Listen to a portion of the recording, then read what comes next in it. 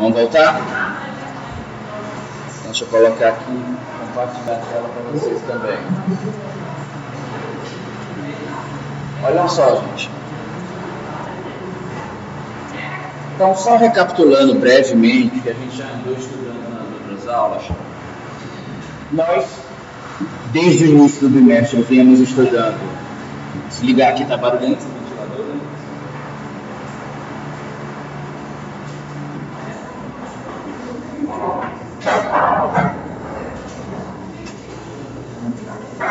Estudando diversos aspectos da arquitetura, porque eles vão ser reflexo que vocês vão absorver desse conteúdo.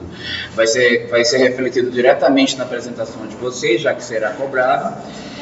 E a gente tinha estudado o início dos aspectos plásticos.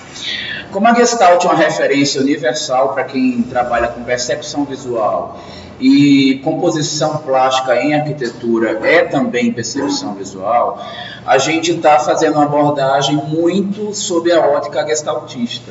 Então tem uma referência de Gestalt muito grande. Nós já vimos alguns vídeos, vimos alguns conteúdos para que vocês entendessem exatamente o que é aquele conceito de supersoma, o que é o todo estruturado, que se percebe na Gestalt, o que são as estruturas deficientes. Vimos algumas análises e percebemos que muitas delas não dependem do nosso aprendizado prévio, elas são simplesmente um estímulo dado a uma exposição visual, uma reação após se submeter a nossa visão a um estímulo. E a gente, no final das contas, viu que alguns conceitos acabam sendo alinhavados no sentido de estimular a percepção visual, já que essa capacidade de fazer as coisas serem belas, elas não fazem parte da nossa, digamos, do nosso papel de maneira direta. Nós tornamos, sim, as coisas belas a partir da nossa modelagem, mas o belo, ele tem a ver também com o aprazível, com o bom, com o moralmente correto. Então a gente trabalha com a parte em que a plástica permite, o que é possível o arquiteto fazer. E dentro dessa visão, algumas maneiras de organizar o espaço, já que a gente entende que o homem compreende como mais agradável visualmente aquilo que não é somente aglomerado, mas sim que é composto, que é configurado. E configurado nesse sentido, ele passa por um princípio de organização visual, por uma técnica, por um método. E a gente vai ver isso ao longo da história, no trabalho de vários arquitetos e de vários artistas. A gente começou a estudar já na aula passada que, por uma questão somente de método, foi feita uma abordagem onde a gente escolheu alguns temas como temas maiores, como clareza, gradualidade, pregnância, equilíbrio, simbolismo, e a gente viu que a maioria deles, eles convergem para a unidade ou harmonia, o conceito maior de equilíbrio visual ou plástico numa concepção. E que normalmente qualquer um desses atributos, quando encontrados numa composição, eles tendem a expressar na forma também a unidade. Porém, cada uma dessas coisas aqui tem conceitos diferentes que precisam ser muito claros. A gente aprendeu também, começamos a discutir, que o que a gente está vendo aqui na parte externa do gráfico, são técnicas que a gente está estudando como técnicas que tendem na sua aplicação a atingir esses atributos visuais que a gente está vendo aqui no meio do gráfico. Alguns autores veem diferente, veem somente como linguagem visual, alguns compreendem na verdade que a consequência a consequência do que está acontecendo aqui fora na verdade está aqui dentro. É só uma questão de abordagem. A abordagem que a gente está fazendo, a interpretação que nós estamos fazendo desses conceitos, ela segue essa organização aqui. Bom, e a gente já começou a ver algumas coisinhas. Estudamos a granularidade ou não? Estudamos, né? A gente comparou lá a menininha bonitinha, que está com muita testa, com pouca testa. A gente não brincou disso. A gente não estudou aquela questão lá da quantidade de células nervosas que existem na retina. E aí vocês disseram que nenhuma das duas era bonita, né? Mas chegaram à conclusão que a menos feia era a número 2, né? A Samira, que o pessoal parou de chamar de Samira, Samara.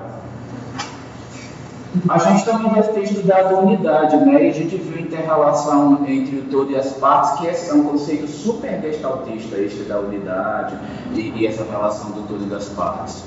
Eu não me lembro se a gente estudou os outros conceitos. Nós vimos pregnância, por exemplo, na aula passada. Bom, então vamos ver pregnância. Olha só, a pregnância, ela é citada na bibliografia dos gestaltistas como a forma de boa legibilidade, de boa leitura visual e, portanto, de fácil apreensão. Se ela é de fácil apreensão, ela é também de fácil assimilação e fácil de se guardar no cérebro. Ou seja, ela tem uma informação suficientemente interessante para que a gente consiga fixar na memória algum tipo de composição. Só que os gestaltistas defendem que quanto mais pura a forma, mais bela por ser mais simples. Eu tenho uma interpretação um pouco crítica. Como a gente está mexendo com Bauhaus, o que é Bauhaus? É uma corrente artística que ela tem uma base de filosofia muito fundamentada nos conceitos alemãos, e isso faz com que a gente comece a pensar um pouquinho também em nazismo, naquela história de raça pura, eu sou alemão, sou puro, sou perfeito, você judeu é imperfeito e, portanto, você não é tão bom quanto eu, que sou perfeito e puro. Eu acho que há uma influência filosófica, uma influência talvez até econômica, política, que faz com que esse conceito surja aí da Gestalt e eu tenho uma interpretação meio crítica. Por quê? Eu digo que existem formas que elas são complexas, elaboradas, fortes e que não são tão puras, e que elas são facilmente aprendidas, pelo menos o seu conceito. Já que ser facilmente aprendido também é uma coisa que vai se fixar na mente, eu vou preferir que a gente defenda que as formas que têm configuração tão forte que sejam fáceis de ser apreendidas e guardadas na mente, todas elas têm uma determinada pregnância. Então, ter pregnância é ter uma força de imagem suficiente para ser apreendida e guardada. Nesse sentido, eu não preciso ter somente uma figura geométrica simples. Ou vocês acham, não concordam comigo, que uma obra, Zaha Hadid já é uma arquiteta que é do diálogo de vocês? Vai ser a partir de agora, porque ela faz parte da lista da pesquisa que está lá no site, né? Então, Zaha Hadid está na lista. Zaha Hadid é um nomezaço da arquitetura. Aliás, Zaha Hadid é uma exceção no mundo da arquitetura, porque lembra que eu falava nas aulas passadas?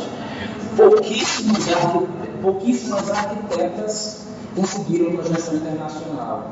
Normalmente, as arquitetas que têm renome, elas são arquitetas de interior, são designers. Os grandes nomes da arquitetura são homens. Zaha Hadid é uma exceção, me parece que ela morreu tem pouco tempo, né? Pouquíssimo tempo que ela tem um mês, né? Isso? Não, eu acho que ela não tinha mais. Então, até pouco tempo, a gente podia ver ela estupidamente arrogante nas faculdades por aí, dando palestra, dizendo para baixar o nível de luz que está demais para ela, que ela não gosta, senão ela vai sair dali, sabe? Mas, enfim, uma coisa que é inegável, apesar dela ter esse jeitinho dela assim, meio quente, né? Esse jeitinho meio estrela, é que ela tem um trabalho impactante. E é muito difícil você ver, olhar a obra da Hadid e não ficar impactado, impressionado, e não guardar na lembrança a informação que você teve de uma obra dela, porque nada é diferente. Então, às vezes, a gente acaba tendo pregnância por ser complexo, por ser original, por ser destacado, diferenciado, por ser contrastado, mas também por ser forma pura. Então, a gente vai trabalhar o conceito de pregnância mais pelo poder de fixação na mente do que pela pureza da forma, tá? Muito embora a pureza da forma, quando bem defendida, também vai entrar no contexto de pregnância, porque é assim que se no conceito puro de Gestalt. Mas este é um exemplo. Quando a gente tem também imagens que têm um poder simbólico muito forte, como essa obra, por exemplo, que ela mostra uma escultura que ela representa o estado terminal de uma senhora, eu acho que isso aí pode ficar marcado, ficar preso na mente também da pessoa, não pela sua forma puramente, mas pelo que ela representa enquanto sentido espiritual, enquanto momento da vida da pessoa. E qualquer um de nós pode fazer uma ligação ao ente querido que está na idade avançada e está em estado terminal. A outra está viajando ali, ficou até emocionada com a história toda. Não chore não, nossa, não chore. Não é esse momento. Depois a gente conversa, tá? Quando terminar esse momento aqui pesado. Mas enfim. Agora, as formas puras, as cores puras primárias, realmente também podem ser fáceis de se aprender. Os formatos retos, os círculos, a geometria, elas também causam impacto, até porque não é sempre que no dia a dia a gente consegue isolar a forma pura para apresentar ela como conceito de arquitetura, como conceito visual. Mas também, quando uma coisa se repete numa quantidade muito grande, ou ela é um motivo recorrente, ela está dominando nossa mente, ela vai fazendo parte da nossa lembrança que não consegue mais tirar. Esse quadro aqui, por exemplo, eu diria que ele tem um poder de fixação mental da sua imagem forte, porque existe um detalhe vermelho no tapete que se repete no banco, que acontece na prateleira, depois volta para a cama, depois vai para alguns objetos pessoais, e lá muita gente vai lembrar desse quarto como o quarto vermelho. E é fácil de fixar essa mente, e é fácil de aprender esses elementos também por conta da cor. Então eu queria que vocês ligassem pregnância ao poder de fixação de uma imagem na mente, ok? Que pode ser por impacto, pode ser por sentido e pode ser também pela simplicidade e pureza das formas e das cores, ok? Mas normalmente pregnância é um negócio forte, ele não é, e é uma coisa que tem um conceito claro, ok? Pregnância tem muita proximidade com clareza. Já que eu estou falando desse assunto, já vamos tentar entender clareza, que é um outro atributo buscado na forma arquitetônica, que faz com que as pessoas apreciem visualmente. Clareza, gente, é ter objetividade na linguagem visual que se está transmitindo. É você ter uma intenção e ela ser muito clara para o seu espectador. É você conseguir transmitir exatamente o seu pensamento para alguém que está observando a tua obra. Então, se você, nesse sentido, as figuras básicas, as figuras geométricas, elas são muito claras.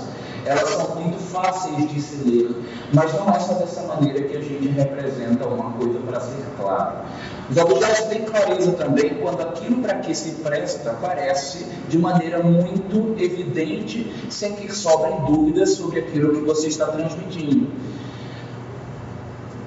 Lina Bobardi, outro nome da arquitetura feminina, exceção, melhor, repercussão brasileira, de repercussão grande no Brasil. Autora do Museu de Arte Contemporânea de São Paulo.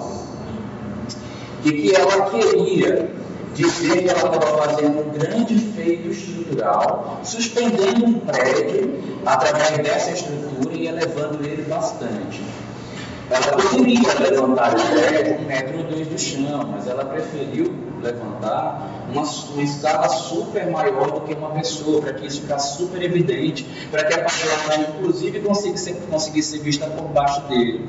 Então, nesse sentido, a Lina Bobardi foi muito clara, porque primeiro ela usou uma cor pura e forte, chamou a atenção dessa cor. Essa estrutura que sustenta todo o prédio, ela poderia deixar passar desapercebida, mas ela queria ser muito enfática e dizer assim, olha, eu quero que isso aqui seja o detalhe estético do prédio. Foi lá que pintou essa estrutura de vermelho. E pegou o prédio e levantou bastante para chamar muita atenção para o fato de que ele estava suspenso.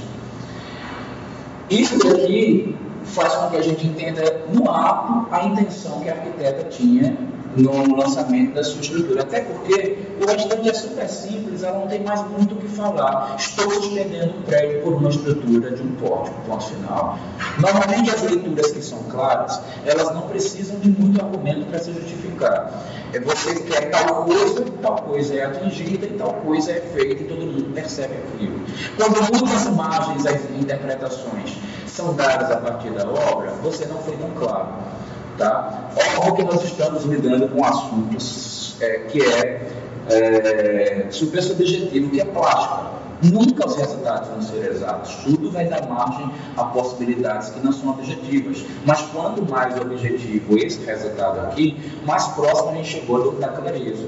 É por esse motivo que o Mondrian fazia sempre figuras geométricas simples, normalmente sempre os retângulos, quadrados, e só utilizava as cores primárias, porque elas davam o básico do básico da percepção, para que ficasse muito claro que ele estava tratando somente de estímulos de cor e provocando esses estímulos sem nenhuma outra pretensão.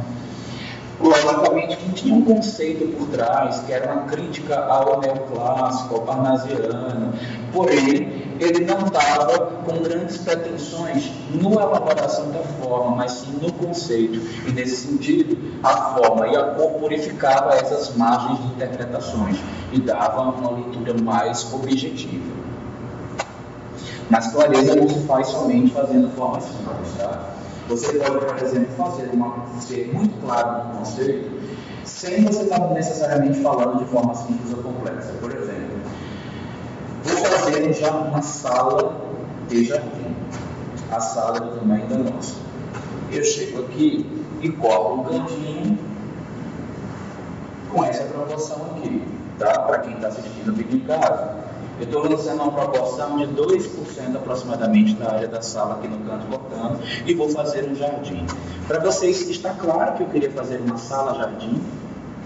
Não está. Normalmente, quando a gente tem a intenção e dá pouca expressão ou pouca proporção naquele sentido que a gente quer colocar numa composição, ela não fica clara.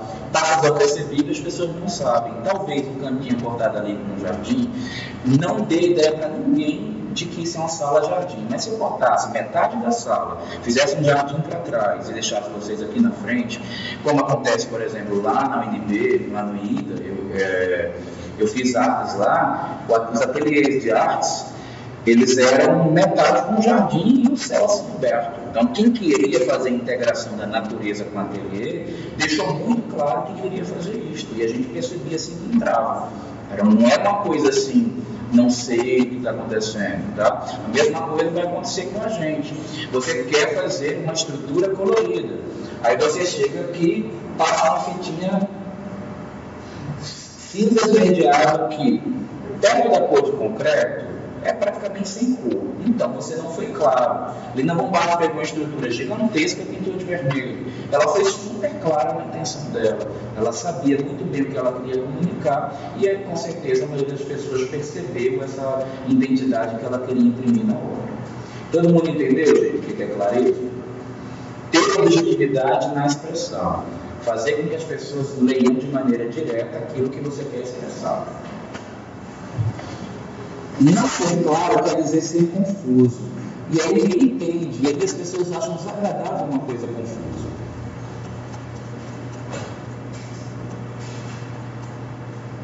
Falando de equilíbrio. Então vamos fazer a leitura de equilíbrio. Gente, equilíbrio é um dos principais conceitos que a gente está estudando aqui. Equilíbrio é básico para todo arquiteto. Mas o equilíbrio básico somente não serve para o arquiteto, porque nós temos que saber muito mais. As pessoas elas têm expectativas em relação ao nosso poder de composição muito alto. Muitas pessoas nem sabem que nós somos técnicos da construção, que a gente estuda tecnologia, que a gente estuda revestimentos, que a gente estuda cálculo, que a gente estuda estrutura. Tem gente que acha que a gente só é contratado para fazer as coisas serem bonitas. Então, nesse sentido, a gente precisa corresponder também a essa expectativa que as pessoas têm. Falando de equilíbrio, existem várias maneiras de se trabalhar com equilíbrio. A gente pode pensar especialmente em 3 tipos básicos de equilíbrio, que são os 3 principais que serão cobrados com vocês, tanto na prova quanto no dia da apresentação, que é equilíbrio na horizontal, equilíbrio na vertical e equilíbrio por mapa de cheios e vazios. As 3 coisas são assim. O ser humano tem tendência natural a querer equilibrar os pesos do que está de um lado para o outro, do centro da gravidade da composição. Isso não quer dizer que você está tentando colocar a mesma quantidade de objetos que tem do lado do outro, nem os mesmos tipos, nem as mesmas formas. Porque esse objetinho, um igual ao outro, de um lado para o outro, quem faz é a dona de casa por intuição. É o leigo que ele não tem nenhum senso de composição. Até as pessoas que são leigas, quando elas encontram um equilíbrio, que é óbvio, de um objeto igual ao outro, e comparam um equilíbrio que tem objetos diferenciados, mas o peso se equivale, elas fazem leituras normalmente mais ricas. Obviamente que eu não estou dizendo que as pessoas preferem equilíbrios mais complexos que não são aqueles óbvios. Eu estou dizendo que a leitura é mais rica, que a possibilidade plástica é mais ampla e que os estímulos são maiores para a maioria das pessoas. Isso faz com que, especialmente as pessoas de repertório visual mais treinado, elas prefiram um equilíbrio que não é muito óbvio. Nesse sentido, a gente que é arquiteto precisa entender quando é que uma cena está equilibrada, mesmo quando ela não é simétrica. Esse equilíbrio óbvio que eu estou falando para vocês é o da simetria, que é o que rege, por exemplo, o formato do corpo humano externo, porque internamente a gente não é totalmente simétrico, né? Mas externo, eu tenho um olhinho de um lado, outro para o outro, meu nariz, a metade cai igual ao lado de lá, a boca de um pedaço para lá igual ao de lá. Em algumas composições, isto é necessário, isso é interessante, é importante, e é um dos fundamentos também da beleza da natureza. É importante para o ser humano, por exemplo, ser equilibrado no seu rosto, porque isso dá a gente, né, uma leitura assim, ela não é tão, a gente não faz uma leitura tão bonita, porque o lado de cá está diferente do de lá. Então, o rosto do pai, ele não é o padrão de beleza. O padrão de beleza é tudo igualzinho de um lado do outro. Embora a gente possa fazer umas coisinhas com o cabelo para mudar a situação, que não vai desequilibrar o rosto, né? Mas simetria é um princípio de equilíbrio. Mas se falando de mundo artificial, as coisas não sendo orgânicas, a gente precisa ter um alto grau de elaboração, porque espaço configurado quer dizer espaço organizado. As pessoas percebem quando ele tem um grau de elaboração maior do que aquele óbvio. Vamos pegar esse exemplo aqui da fachada desse arquiteto aqui. O que vocês acham da fachada? Feia? Bonita? Levanta a mão quem acha essa fachada feia.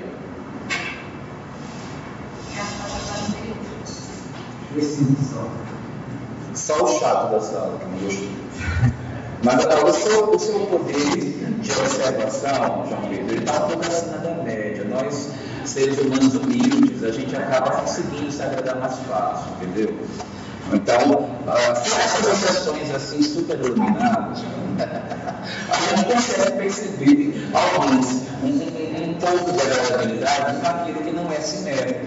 Então, o que está acontecendo aqui? Tem muito mais pedra de um lado do que do outro, certo? O que tem do lado de cá não é igual ao lado de lá.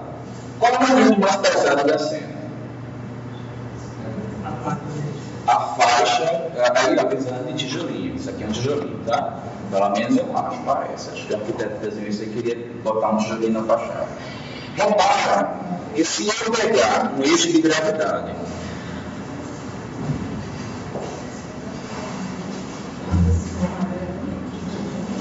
buscar pelo eixo da composição, a gente vai perceber que isso aqui está completamente para a direita. Quando inteligentemente, sabendo que os elementos pesavam mais que os demais, ele pega todos os demais elementos da composição, joga-os para a esquerda e faz com que estes outros elementos equivalem em termos de peso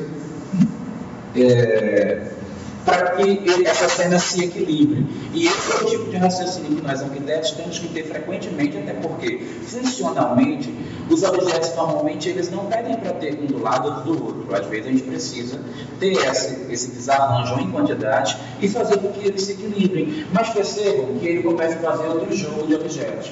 Ao passado, eu falei na agradabilidade visual sobre aquele fato de que as coisas que estão em cima costumam ser mais pesadas, as que estão embaixo são mais leves. Aí ele pede também para equilibrar aqui, ele faz um paisagismo. E aí, nesse sentido, como a lado estava muito pesada, mas ele gostaria de humanizar, pelo menos eu estou interpretando. Ensina mais leve, nós temos preferência por perceber objetos mais leves em cima e objetos mais pesados embaixo. Tudo que a gente tem no campo visual que é muito pesado e está em cima, a gente tem tendência a ter leitura de desagradável. O que está embaixo, quando é pesado, mais agradável. Tá? Aí vocês lembram daqueles exemplos que eu falava? Se eu pinto um piso, tem um peso, mas se eu pisar o teto, tem muito mais.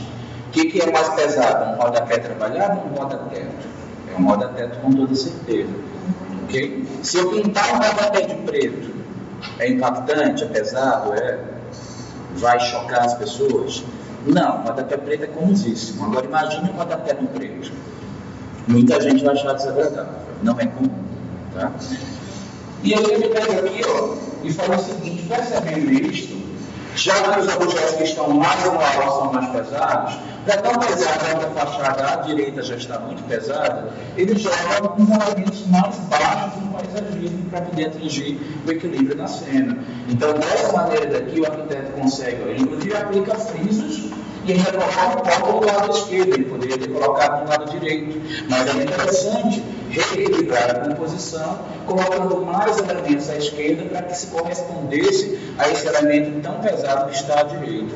Isso aqui, gente, a gente chama de equilíbrio assimétrico.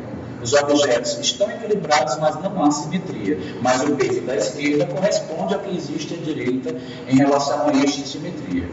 Com relação a isto, também é interessante a gente entender a questão do peso. Equilíbrio está diretamente relacionado com peso, mas deixa eu ver se é o momento agora. Não é. Já eu falo mais de peso. Para complementar. É muito difícil entender equilíbrio se a gente não fala de peso. Mas bora primeiro terminar aqui alguns exemplos um pouquinho mais clássicos. Olha esse quarto.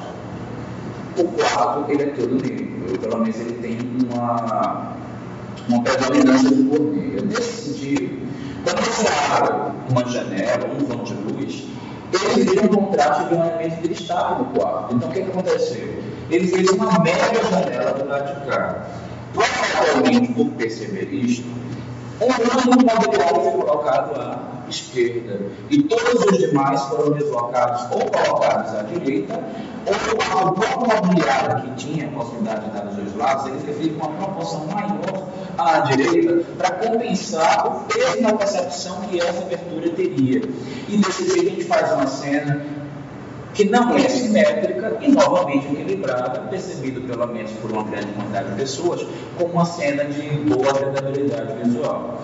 Óbvio, gente, que a opinião de todos nós vai mudar, a gente vai olhar para isso aqui e não. O que eu estou querendo dizer é que existe um limiar entre os seres humanos, onde certas constâncias elas tendem a ser agradáveis. Alguns não vão achar, outros também não. João Pedro não gostou da fachada do arquiteto. Normal, mas o quê? Mas a gente está querendo fazer o que o arquiteto ele fez. Ele conseguiu agradar quase todos nós. Isso aí ele já cumpriu o papel dele. É o que vocês precisam fazer também nos trabalhos de vocês.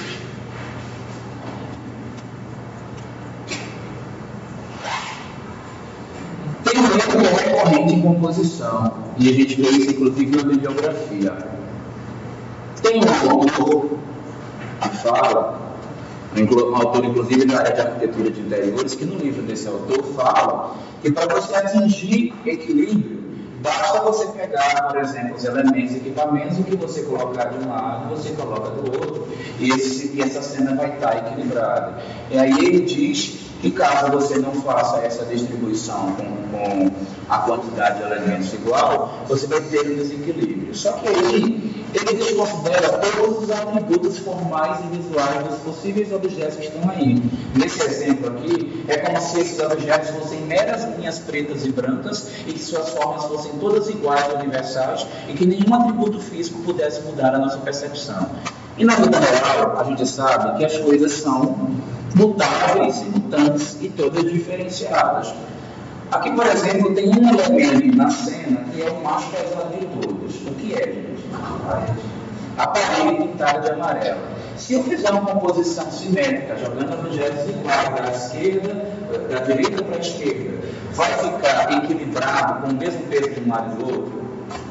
Não vai. Não vai porque o amarelo pesa muito para a direita. Isso quer dizer que eu precisaria colocar uma quantidade de objetos à esquerda muito maior para compensar o peso que já está à direita. Então, fazer uma distribuição em planta baixa simétrica não quer dizer simetria, não quer dizer equilíbrio visual. O espaço de análise visual é tridimensional. Toda análise que a gente fizer considerando equilíbrio tem que levar em consideração o espaço 3D.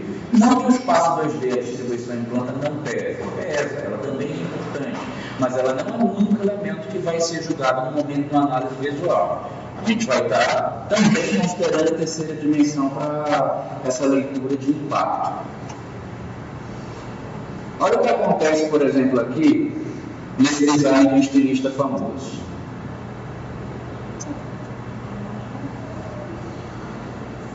Vocês acham bonito o vestido? Quem não gosta? Nossa, as meninas aí já são bem mais cruéis, né?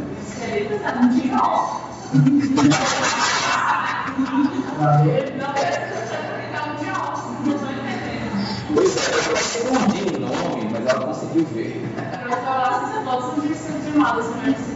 Sabe tudo, né? Bom, então. Quem não gosta do quê? Eu quero saber, porque quem já viu aí a boa organizada, eu também não entendo nada de moda. Nada.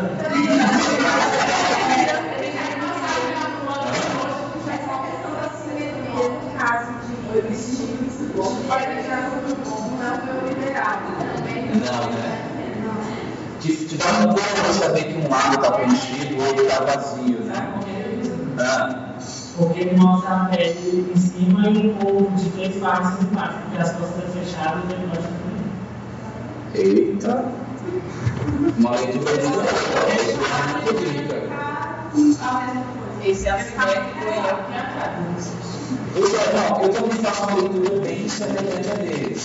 E ele a sua também. Mas eu consigo entender porque que num primeiro momento dá um incômodo, porque a pessoa que vai utilizar, ela sente a falta dessa coisa, né? A gente não está lidando com gestalt, a gente busca a estrutura, a gente tem a tendência natural de buscar uma estrutura completa, e aí parece que ela é deficiente, ela parece que é um pedaço, né, da pessoa. Só que a gente deve considerar que os elementos têm peso à medida que eles são percebidos.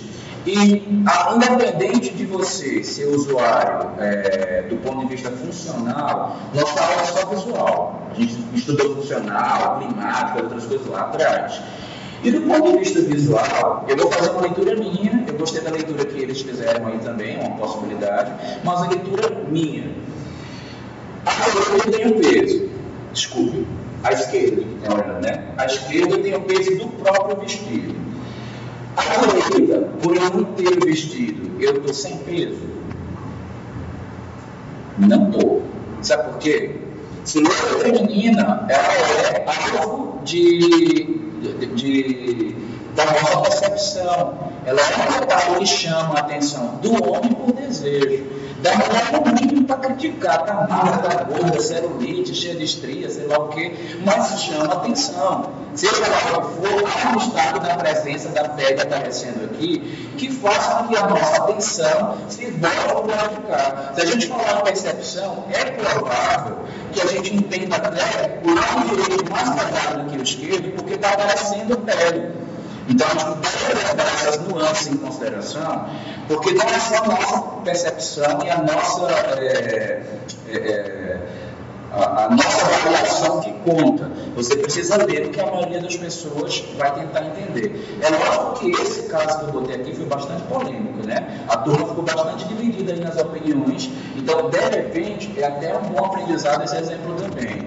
Quando uma composição ela tem essa dualidade e ela está muito dual, normalmente a gente não está indo por um caminho da perfeição, que ela é utópica, mas não é o caminho daquela média que a gente quer atingir, onde a maioria das pessoas vai ser estimulada de maneira agradável ou bem estimulada de maneira positiva. Ok? Vamos discutir mais outras coisinhas. Antes de eu vá seguindo aqui ainda nos atributos morfológicos, como o equilíbrio está muito relacionado com o peso, já vamos brincar aqui rapidinho de relacionar isso tudo com o peso também. Gente, olha só. Peso não se mede somente por tamanho. O leigo, quem está iniciando, tem tendência natural a dizer esse objeto é grande, esse outro é pequeno, então esse é o pesado, esse é o mais leve. Não é assim que funciona no mundo visual. O objeto mais pesado é aquele que tem o maior destaque na percepção. E às vezes, a forma do objeto, que é menor, torna ele mais pesado do que o outro, que é maior.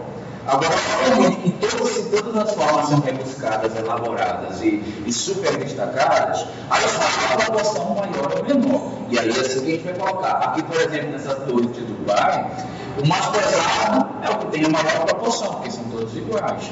Mas se tivesse alguma forma mais simples, talvez, por exemplo, em relação a esses que estão aqui na pontinha do entorno, elas com certeza são mais pesadas por terem uma forma mais elaborada.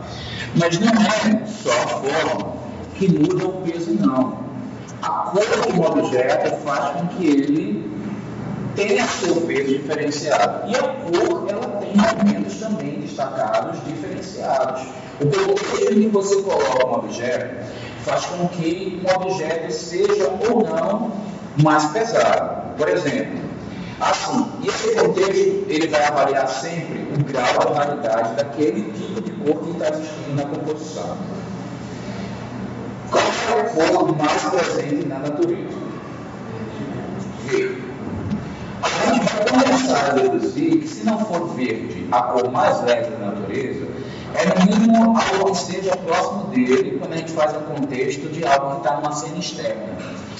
Qual é a cor mais comum no mundo artificial, fora da natureza? Gente, nos espaços que vocês andam, fora protegidos nas construções, qual é a cor mais comum? Branco. É cinza, maioria. Nossa, é muito caverna, né? Nem que é isso, que tristeza esse lugar. Ah, cinza, né? Não, você deve estar falando só da rodoviária. Não, gente, é mais comum, branco mesmo, tá? É bem mais comum. É por uma questão também de ser mais barato, né? A tinta branca é mais barata, é mais prática, é extraída da natureza com maior facilidade, é produzida quimicamente mais facilmente, os derivados do petróleo eles sobem a cor branca com facilidade. Então acaba que o branco vai sendo a cor mais comum. Isso dá a gente a noção de que numa cena artificial, branco é uma cor mais leve. Numa cena natural, verde é mais leve. Só para vocês terem a noção, normalmente a fachada da casa ela está em contato com a natureza, que está numa área externa. Só que quando entra em discussão de cor, eu ia falar de cor lá mais na frente, mas já que a MDM me veio agora, eu vou começar a comentar. Toda vez que eu estou projetando uma casa e a gente entra no quesito cor, eu tenho problema com o cliente, porque o cliente que contrata um arquiteto via de regra, ele não sabe muito o que ele quer. São poucos os que dizem assim, eu quero isso, quero aquilo, faço. Confio em você. Aí te mostra, nossa, exatamente o que eu queria. Não. O cliente não sabe de nada, não gosta de nada. Depois que ele vê, ele não sabe nem se ele gosta daquilo que está vendo, ele não sabe responder se gostou ou se não gostou. E é um problema na vida da gente. É um negócio assim, um sofrimento. Estou antecipando para vocês, que vai vir para vocês. Eu, por exemplo, descobri nas minhas pesquisas que como a cor mais neutra, mais suave que a gente encontra é verde, quando eu tenho muita dificuldade de trabalhar com o cliente, eu simplesmente boto verde acinzentado, porque além de tudo, o acinzentado ele neutraliza mais ainda. Gente, é muito difícil o cliente não aceitar a cor da casa dele com verde acinzentado. Quase nunca tive uma resposta tipo, não gostei, não quero, não sei. Mas tá bom. E não discute mais o assunto. Quando eu com preguiça é a cor que eu gosto. Por que isso? Porque é uma cor que ela causa tão pouca discussão, tão pouco estímulo, que não tem muito o que se provocar. Sem falar, agora, para o paisagista, isso é péssimo. Eu, por exemplo, o ralo paisagista detesta a casa verde. Porque mata tudo quanto é planta. A casa mata a planta e a planta mata a casa, visualmente falando. Não quer contraste. Então não é uma composição composição boa. Então, normalmente, a gente quer acinzentar muito para que o verde da planta aconteça e vira um tom sobre tom que também não é aquela coisa mais enfática possível. Lembra que a gente estava estudando segregação? Se você pega e coloca um verde, a casa mistura com o paisagismo, você nem parece que o paisagismo ocorreu no projeto. Não é uma cor que eu particularmente gosto, não. É a cor da preguiça para mim. Quando não está lá na preguiça que eu quero brigar, eu vou. Agora, o que seria muito forte de se colocar na parede de uma área interna?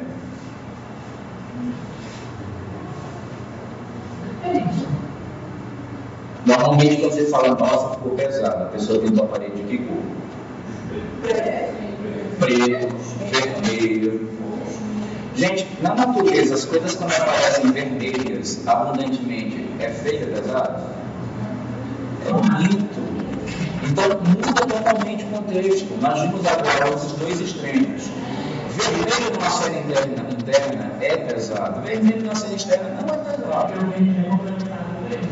Primeiro, ele vai complementar o verde, anula o peso, a sensação, que foi aquele efeito que a gente viu há umas 2 aulas atrás.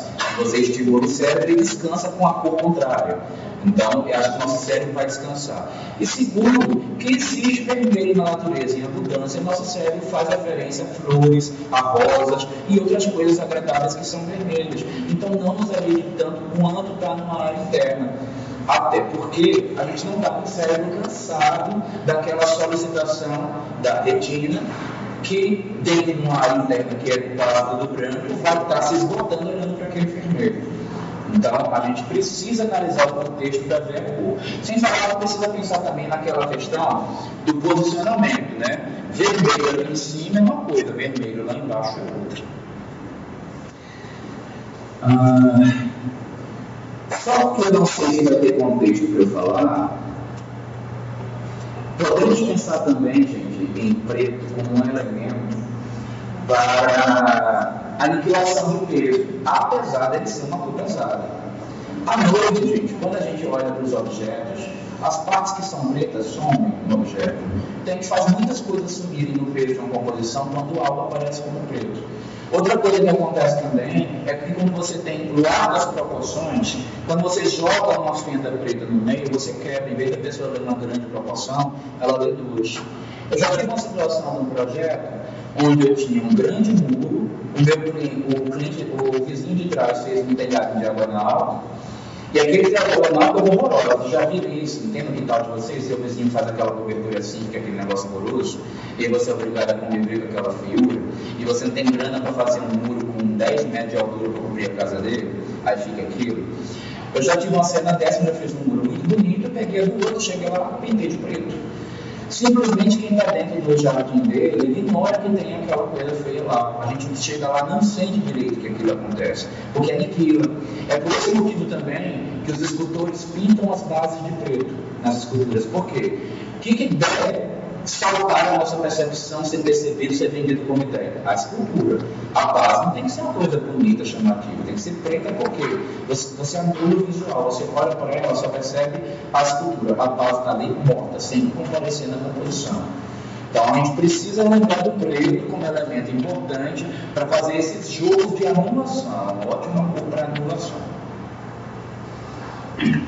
Estou passando agora só porque estou com receio de esquecer lá na frente essa formulação.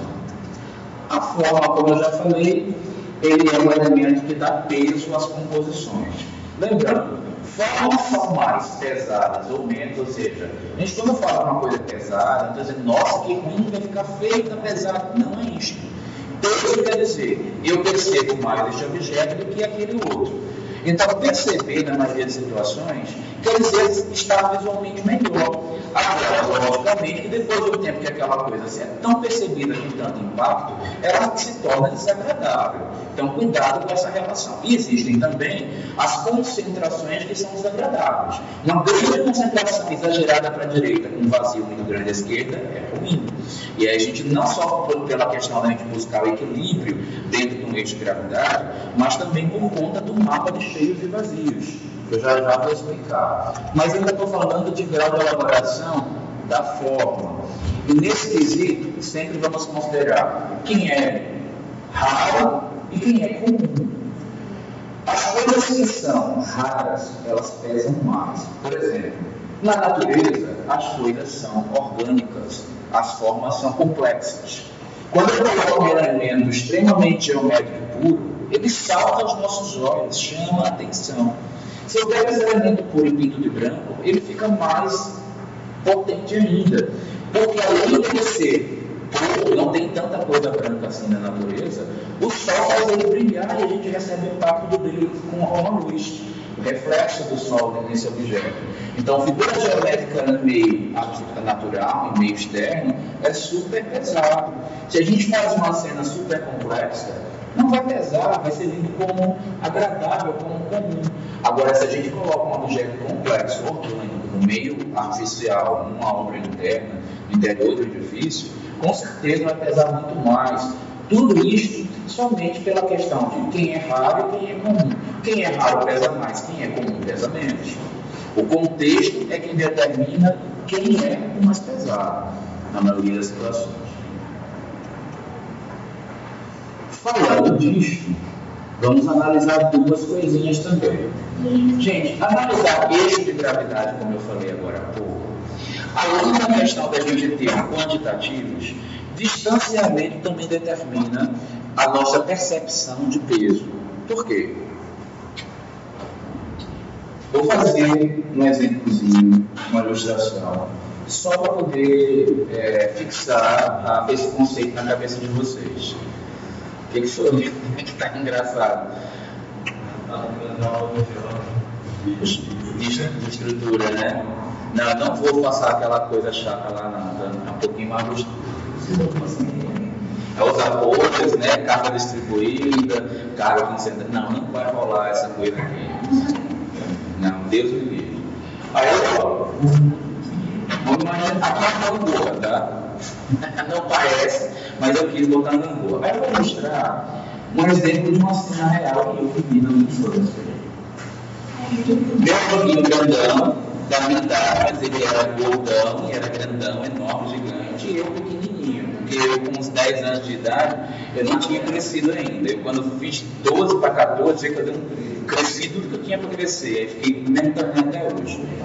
Mas enfim, no dia que eu entrei esse colega meu na gangorra, eu sentei do lado e ele sentou do outro. E assim foi de imediato, eu dei um salto, quase que eu entrei pro carpado, caí de boca bem aqui do meio, quebrei os dentes do dia. Foi maravilhoso, sabe? Cheguei em casa com os pedaços do dente enfiado na gengiva, sabe? A boca toda sangrada, a camisa toda melecada de sangue, assim. Minha mãe achou que eu estava morrendo, fuscando. Foi a coisa mais linda, né? Uma das cenas, depois que eu lembro, foi uma das cenas mais engraçadas da minha vida. Se na época tivesse, né, gravadora, essas coisas aí que tem hoje, ia ser algo engraçado se botar no YouTube, eu ia ganhar uma grana, né, com esse negócio. Mas infelizmente não tinha. E aí, nessa época também, se eu tivesse inteligência para perceber, e não teria me lascado se eu tivesse feito assim das duas coisas. Primeiro, eu poderia ter pedido para o meu coleguinha sentar mais aqui para frente, e vocês concordam que quanto mais ele está perto aqui do eixo, menos o peso dele vai influenciar? A influência é nada, que chega um ponto que se ele fosse aproximando, vai ficando tão leve, que aqui no meio ele não pesa nada. Ele pega o carro e vou ficar balançando como se não tivesse ninguém, podemos colocar um outro coleguinha do meu peso para cá, e ele vai ficar no meio sem interferir em nada. Gente, visualmente falando, a relação também é válida. Quando a gente tem uma composição onde os objetos, em relação ao eixo de simetria, eles estão muito próximos do eixo, eles vão se anuando em termos de peso para a direção da qual ele pertence. Esse objeto que está muito próximo do eixo aqui à esquerda, ele pesa um pouco. Já o eixo que está aqui, pesa muito porque ele está mais à direita. Ele se balanceia por essa relação de distância, ele se autocompensam. Porque se eu tivesse com esse objeto aqui, ó, no meio, estaria nulo. Então, estaria muito mais pesado para a direita do que para a esquerda, já que ele aqui está no ângulo. Então, a gente começa a fazer esse tipo de compensação também. E a brincadeira de, além de mexer com grandes, pequenos, elaborados, não elaborados, leves e pesados, ela começa a criar uma brincadeira também de próximos e distantes do eixo. Olha esse designer que faz essa composição. Está aqui o eixo da composição. O próprio objeto maior da composição, ele está mais... ele é mais pesado, ele é mais grosso para a esquerda. O de cá é mais fininho. Então ele talvez tivesse um pouquinho menos de peso. Só que é o que ele faz? Coloca mais objetos à direita por conta disso. Sendo que um está muito próximo do eixo, então ele se torna super leve, além dele ser pequeno. Então o que ele faz? Coloca um objeto grande aqui. Só que ele, por conta desse objeto aqui já ser muito pesado, ele complementa não somente com esse aqui, na distância mais ou menos semelhante, com mais um pequenininho aqui para compensar essa diferença de peso que este daqui dá. Esse de cá, você fala, mas esse aqui também não está maior, ele não está mais alto, também não compareceria com um pouco mais de peso? Mas não que as coisas que vão para cima também ficam mais leves? Então, gente, é um jogo de informações e de reposições para compensar o peso que a gente precisa ter enquanto arquiteto, ser sensível a todos eles na hora da composição. Porque aquela coisinha básica de tendo um lado e do outro de fazer simétrico, qualquer dona de casa faz. Nós arquitetos temos que saber fazer esse raciocínio bem mais elaborado e fazer as coisas ficarem agradavelmente, visualmente agradáveis. Só para fechar, porque eu estou percebendo que vocês já estão doidos para o intervalo, né? Só para mudar um pouco o assunto.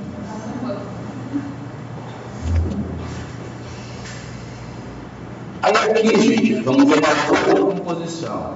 Aí vai para o princípio que eu falei antes já sobre o direcionamento do peso. Quem não estava na aula passada, a gente fez uma discussãozinha assim. O que parecia ser mais interessante? Como é que você se sentiria melhor? Se você está perto de uma composição que está assim, ou se você está perto de uma composição que está assim. Por uma questão sensorial, de sobrevivência, uma questão inata, é comum que a maioria das pessoas, por uma questão até de segurança, elas prefiram esta composição, porque ela é mais estável. Então, é comum que a gente ache desinteressante grandes pesos na parte superior. Mas tem aquela história também que eu contei do céu, da nossa grande recorrência de ver as coisas leves em cima, do teto, do céu, etc. Então, a gente tem tendência também a fazer composições configuradas para serem percebidas como agradáveis, pegando os objetos mais leves e dispondo na parte superior e as mais pesadas na inferior. Mas não somente isso, tentando fazer uma recompensa na questão do mapa de cheios e vazios. O que é o mapa de cheios e vazios? O ser humano tem tendência natural a achar que de um lado aqui está muito cheio e do outro está mais vazio, tirar o objeto de um canto e colocar no outro. Vocês, as meninas que são donas de casa, não ficam em casa fazendo isso? Está vazio demais, coloca um móvel para cá, coloca outro para lá, para não ficar aquele negócio muito vazio dentro de casa. Oi? Dona de casa, hoje fica uma massa mais feia.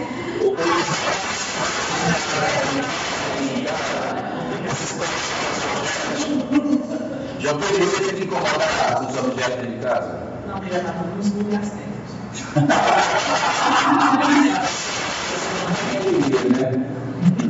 Você se incomoda, já está tudo bacaninha. Mas, você não acha nada da casa não que fica faltando, e aí a gente tem que trocar o lugar, tem que pôr informação. Isso é uma coisa. Então, a gente vai acabar tendo tendência natural também a buscar por certas composições. Esse tipo de preocupação é super comum. Caramba! Sei nem o que é isso, está dando muito pau aqui no meu computador. Tomara que não tenha parado a gravação.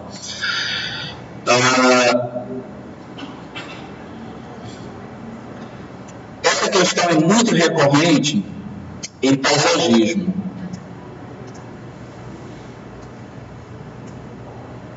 Aqui, Os paisagistas, especialmente os urbanos, eles descartam muito a escala arbustiva e a rasteira. Eles usam muito a escala arbórea em detrimento a essas duas escalas, que é a rasteira e a arbustiva. Ô Jesus, me perdi tudo agora. Cadê você? Está aqui. Então, olha o que acontece. Muita informação na cobertura, na fachada e as palmeiras, tudo lá em cima. É comum que as pessoas, ao verem esse cenário aqui, com que tem um porquê paisagístico, sentirem falta de alguma informação, normalmente na parte inferior. Por quê? O mapa cheio de vazios está desequilibrado. A gente vê a parte superior muito cheia, a inferior muito vazia. Eu, particularmente, se essa casa fosse minha, eu faria um projetinho onde eu faria algo desse tipo. E aí, melhor? Muitas pessoas vão achar melhor. Por quê? Há uma correspondência de informações na parte superior semelhante ao que está na inferior, que é aquela busca que a gente faz. Obviamente que aqui a gente está somente reduzindo um outro problema que tem a ver com a distribuição de peso entre vertical e horizontal. Lembra que a gente tem tendência natural a gostar de mais informação embaixo do que em cima? Então, ainda assim, pode ser que muitas pessoas percebam isso e achem desagradável, achem que está faltando algo. Mas a gente já fez uma correção, uma adequação baseada nesse tipo de conceito. Outra coisa que vai acontecer também, ó, a gente já mudou. Lembra que a gente estava vendo, como é que é mesmo? Samara ou Samira? Samara.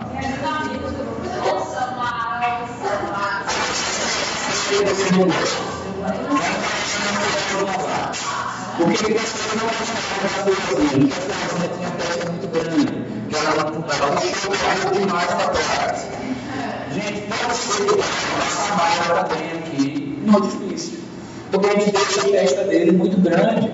E a percepção de um volume muito grande na parte superior, ela pode ser lida como desagradável.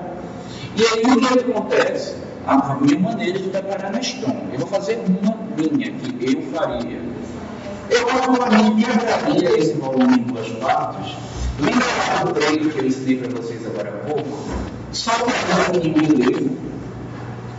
E faria com que, primeiro de tudo, a proporção que está aqui em cima já ficou menor, porque agora é de duas proporções, não mais uma. A proporção do objeto que está em cima também é menor do que está embaixo. E o equilíbrio de informação que tem embaixo é mais equivalente ao que tem em cima. Duas informações, duas informações. Ok, meu mapa de cheios e vazios está equilibrado. Meu equilíbrio do ponto de vista vertical, ele também está mais equilibrado. E aí a gente faz uma correção de fachada.